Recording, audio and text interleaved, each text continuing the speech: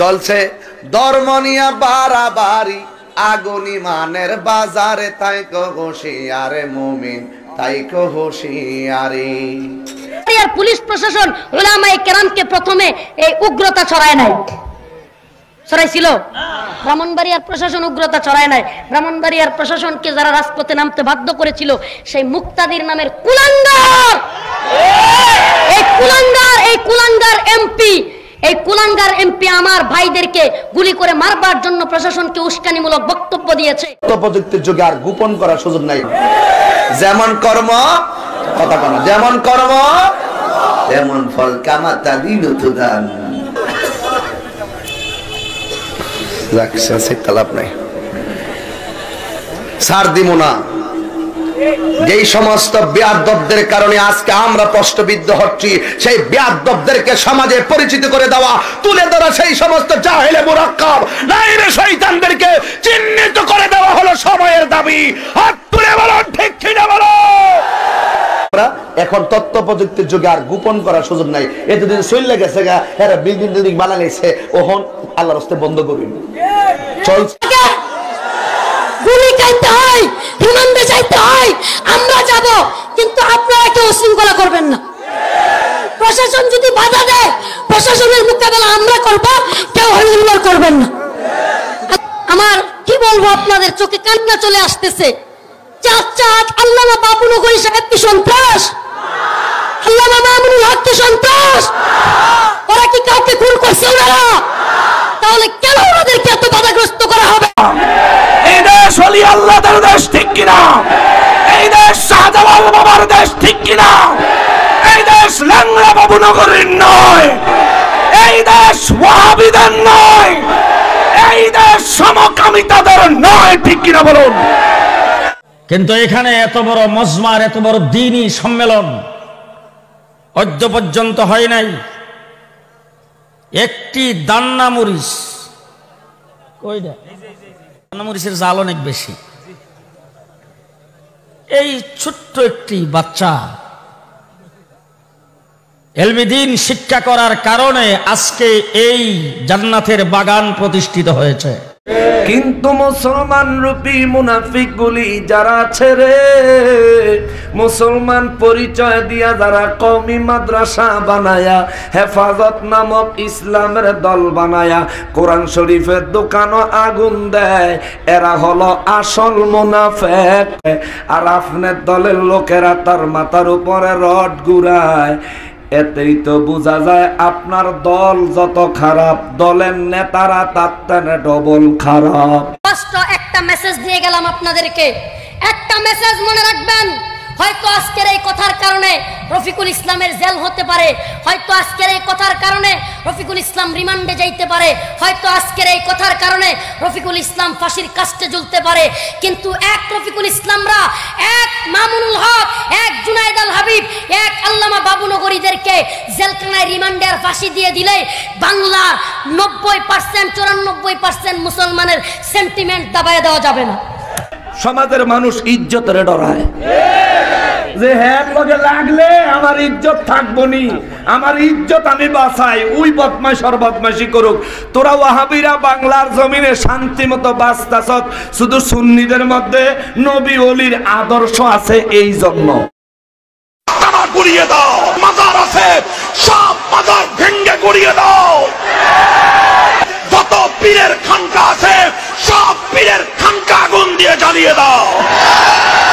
যত পীরের খানকা আছে, সব পীরের খানকা আগুন দিয়ে জ্বালিয়ে দাও। এই দেশ পীরাউলিয়ার দেশ, ঠিক কিনা? এই দেশ ওলি আল্লাহর দেশ, ঠিক কিনা? এই দেশ শাহজালাল বাবার দেশ, ঠিক কিনা? এই দেশ ল্যাংড়া বাবু নগরীর নয়, এই দেশ ওয়াহাবিদের নয়, এই দেশ সমকামিতাদের নয়, ঠিক কিনা বলুন? কথা কোন ঠিক কিনা? সন্ধ্যাবেলা যেই প্রধানমন্ত্রী নাস্তিক, রাতের বেলা টাকার বন্দা ঢুইকা গেলে ওই প্রধানমন্ত্রী তাহাজ্জুদ গুজারি, তারা কয় আমরা প্রধানমন্ত্রীর নাস্তিক কইতেও রাজি না, প্রধানমন্ত্রী তাহাজ্জুদ গুজারি অতিরিক্ত তেল মারতেও রাজি না, কারণ সুন্নিরা যা সত্য তাই কয়। তেল মাইরা ধান্দাবাজি করার অভ্যাস সুন্নিদের নাই, ঠিক কিনা বলো? সুন্নিদের তেল মারা অভ্যাস ঘোষণা তাদের কারো জন্মের ঠিক নাই। জোরে কোন আল্লাহু আকবার। অনেকে মনে মনে কইব নকশবন্দি হুজুর খালি ওয়াহাবি করে গাইল দেয়। আল্লাহর কসম বাবা, আমি নিজের থেকে এই জীবনে একটা গালিও ওয়াহাবি করে দেই নাই। তোমরা কইবা হুজুর আপনি ওয়াহাবি করে কইছেন জন্মের ঠিক নাই, এটা কি গালি না? আপনি ওয়াহাবি করে কইছেন জালেম, এটা কি গালি না? আপনি ওয়াহাবি করে কইছেন ফাসিক, এটা কি গালি না? আপনি ওয়াহাবি করে কইছেন নবীর দুশমন, এটা কি গালি না? আসছে বাংলাদেশ স্বাধীন হওয়ার পরে দাউদ হায়দার যখন আগমন করেছেন, হযরত হাফিজ হুজুর রাহমাতুল্লাহ আলাইহি দাউদ হায়দারের বিরুদ্ধে গর্জন দিয়েছেন। আর সে শিখা চিরন্তন শাইখুল হাদিস আল্লামা আজিজুল হক গর্জন দিয়ে উঠছেন। আপনি এমন একটা দল ওয়াহাবি দলে গেছেন, তারে যে বেড়া 50 বছর বুখারী পড়াইছে, ওই বেড়া অসুস্থ মৃত্যুর সাথে পাঞ্জা লড়ে, আর আপনার দলের লোকেরা তার মাথার উপরে রড ঘুরায়। এতেই তো বোঝা যায় আপনার দল যত খারাপ, দলের নেতারা তার থেকে ডবল খারাপ। বেঈমান হইলেও অসুস্থ রোগীর সেবা করা মুসলমানের জন্য নূর নবীর ডাইরেক্ট সুন্নত। আর আপনি এমন একটা দল ওয়াহাবি দলে গেছেন, তারে যে বেড়ায় 50 বছর বুখারী পড়াইছে, ওই বেড়া অসুস্থ মৃত্যুর সাথে পাঞ্জা লড়ে। হাইকোর্ট থেকে দুইজন বিচারপতি ফতোয়ার বিরুদ্ধে রায় দিয়েছেন। মুফতি আমিনী তাদেরকে মুরতাদ বলে রাস্তায় নেমেছেন। আসছে তসলিমা নাসরিন, মুফতি আমিনী রাস্তায় নেমেছেন। আসছে কাদিয়ানীরা, বাইতুল মুকাররমের খতিব নেমেছেন। শাহবাগের নাস্তিকার মুক্তাদেরা দেশ বিরোধী কার্যক্রম যখন শুরু করেছেন, আল্লামা আহমদ শফী শাপলা চত্বরকে রক্তে রঞ্জিত করে দিয়েছেন।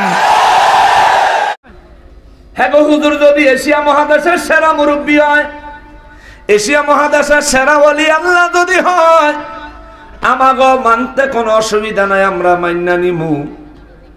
তবে অপেক্ষা করো, শুনছি শফি সাহেবের ইন্তেকাল লয়া বেলা মামলা হইছে। আপনারা শুনছেন? আমি অনলাইনে দেখছি, পত্রিকা তো দেখছি। যদি কোনো মৃত ব্যক্তির খুনের মামলা হয়, আদালত ময়না তদন্তের জন্য লাশ উঠানোর জন্য আদালত থেকে অনুমতি দেয়। যদি ময়না তদন্ত করত এশিয়া মহাদেশের মুরব্বীর লাশ উড়ায় রে, ওহাবিরা তো আছে ইজ্জত খান যাইব। কত বড় ওলিয়া ছিল হেদিন দেখা যাইব। খালি না আমার দোষ, আমি বেলা শৌকি কইছি আল্লাহ আল্লাহ কর মসজিদে গিয়া বয়ে বয়ে যান, না উড়ান লাগে, উড়াইলে তোরা ইজ্জত শেষ। এরপরে ভাবলিক আমি নকশবন্দির ফুলের তোরালে বিশ্রাইব, দেখছত নি? কিন্তু মুসলমান রূপী মুনাফিক গুলি যারা আছে রে, মুসলমান পরিচয় দিয়া যারা কওমি মাদ্রাসা বানায়া, হেফাজত নামক ইসলামের দল বানায়া কোরআন শরীফের দোকানও আগুন দেয়, এরা হলো আসল মুনাফিক। নাইলে সুন্নিরা দললে পায়ের নখের আঙ্গুলেতে দইরা সারা শরীরে চামড়া সিলাইয়া, এরপর দুপুর বেলা রইদ তোর হুটকি দিল হইলে। তবে বেশি খেপাবি না। আউশ কান্দি কয়ে গেছি গতবার, এখনো আবারও কয়ে যাই, বেশি খেপাবি না। যদি সুন্নি জনতা একবার খেপে যায়, মনে রাখবি আমরা বদরের প্রান্তরে 313 জন 1000-এর বিরুদ্ধে লড়ে বিজয় এনেছি, ঠিক কিনা বলেন?